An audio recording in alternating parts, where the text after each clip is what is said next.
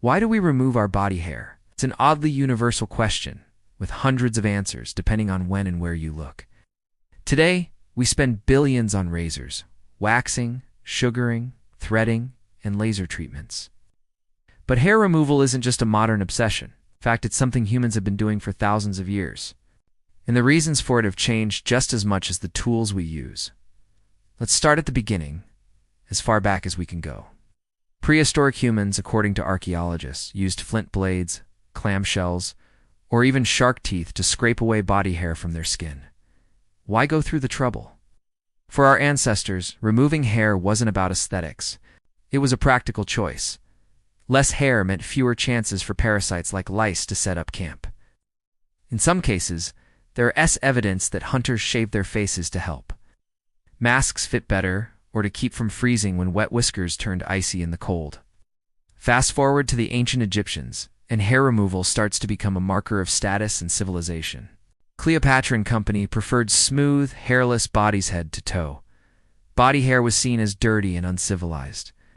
To achieve this, Egyptians developed early versions of waxing with sugar or beeswax, crafted primitive razors from copper, and even used tweezers. Baldness, both male and female, was prized. Wigs were popular, but natural hair below the head was a no-go. Similar trends took root in ancient Rome and Greece. Athletes removed hair to show off their physiques, and for reasons of hygiene it was easier to keep clean without body hair, especially when bathing communally. Wealthy Roman women used pumice stones, scrapers, and concoctions of resin and pitch to remove body and facial hair. In Greece, the pursuit of smooth skin is reflected in classical sculpture. The ideal male and female bodies are conspicuously hairless. That wasn't an accident. Moving to the Middle Ages in Europe, attitudes begin to shift. The focus on hair removal waned, but facial hair remained loaded with symbolism. For men, beards might signal wisdom, piety, or power, or at times, the reverse. For women, removing eyebrows and hair along the hairline became the fashionable look, as a high forehead was considered beautiful. The Renaissance through to the Enlightenment saw the pendulum swing yet again. Queen Elizabeth I famously plucked her hairline higher, but she also inspired facial depilation. However, legs and armpits were left largely alone. Those parts simply weren't exposed in public. That changed dramatically in the early 20th century. Fashion and technology converged in unexpected ways. Think about the invention of the safety razor by Gillette in 1901, originally marketed to men. This innovation became a game-changer a decade later. In 1915, the first razor specifically designed for women arrived, the Milady Décolleté.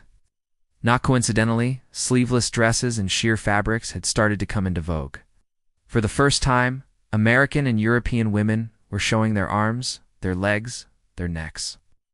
Magazines and advertisements stoked anxiety about underarm or leg hair, tying it to desirability, youth, and proper grooming. This trend exploded during World War II when nylon shortages left women with bare legs or at least bare knees.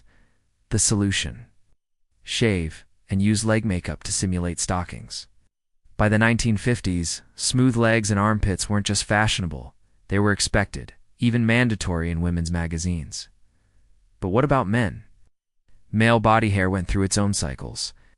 For much of Western history, a clean-shaven face was associated with youth, modernity, and hygiene, while beards came and went with the tide of fashion and politics. Chest, back, and arm hair were mostly ignored till Hollywood and sports began to influence body ideals.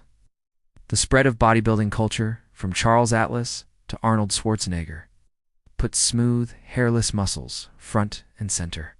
By the late 20th century, it wasn't uncommon for men to wax or shave their chests, arms, and even legs. Elsewhere in the world, hair removal practices developed their own traditions and meaning.